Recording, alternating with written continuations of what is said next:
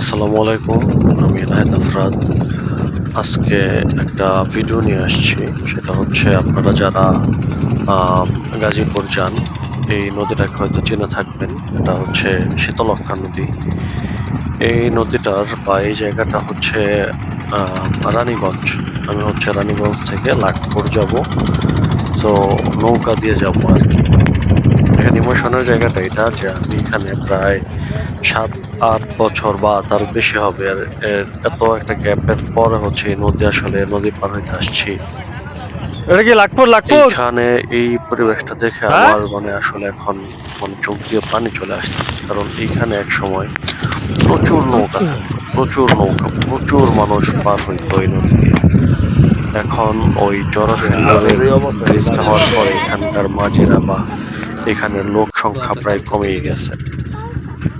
এখানের ইমোশনের আমার জায়গাটা হচ্ছে আমি যখন খুব ছোট ছিলাম তখন আমার আব্বু আম্মুর হাত ধরে আমি হচ্ছে নৌকা পার হইতাম। কারণ আব্বু আম্মু হচ্ছে আব্বু আমাকে কোলে রাখতো। আমি অনেক ছোট ছিলাম আরকি। জ্ঞাতানাহিদ ছিলাম। তো ওই সময় হচ্ছে এই নদীতে আব্বু আম্মুর হাত ধরে পার হইতাম। আব্বুর কোলে বইসা থাকতাম। আর এই নদী এখন তো প্রায় মরে গেছে। এই নদী হচ্ছে অনেক বিশাল বড় ছিল।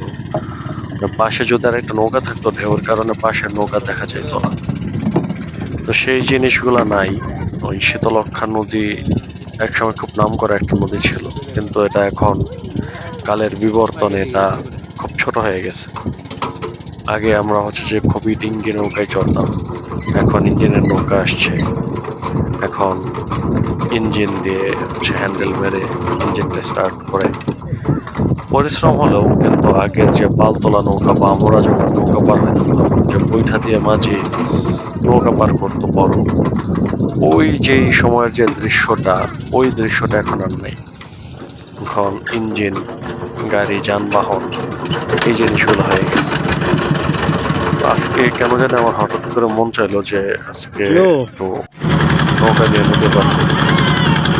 তো ওয়েদারটাও খুব ভালো ছিল, সুন্দর ছিল। আর সবথেকে বড় বিষয় হচ্ছে মানে আমি আমার ছোটবেলাতে ফিরে গেছিলাম আরকি। এখানে নৌকার মধ্যে কিছু যাত্রী আছে। তো ওদের ভিডিও করি নাই একটা রিজন আছে যে বাহিরের মানুষকে আমি ভিডিও করি না। ওইখানে তো বাচ্চা আছে, বাচ্চা দেখলাম আমার পায়ের কোলে বসে আছে। তো আমি আমার মানে অনেক ঠিক ছোটবেলার শৈশবে হচ্ছে যেমন ফিরে গেছি। এই নৌকার বাতাস আমার গায়ে লাগতেছিল। মনে হচ্ছিল যে সেই শৈশবটা যদি কোনোভাবে আবার ফিরে পেতাম। বিশ্বাস করেন যতক্ষণ মানে নৌকাতে ছিলাম আমার মনে হইতেছিল যে এই জার্নিটা যদি আরো বড় হইতো। কিন্তু দুঃখের বিষয় যে নদীটা এখন এত ছোট হয়ে গেছে যে আর ইঞ্জিন মানে সব জায়গার মধ্যে এখন সময় বাঁচানোর একটা ব্যাপার থেকে যায়। ইঞ্জিনের কারণে এটার সময়টা আমার ৫ মিনিটটা যে মানে কোন দিক দিয়ে চলে গেল এটা আসলে মানে ধইরা বুঝাইতে পারলাম না। হয়তো আপনাদের কাছে এটা আসলে একটা সাধারণ ভিডিও লাগতে পারে যে এত কিছু দেখাইলাম।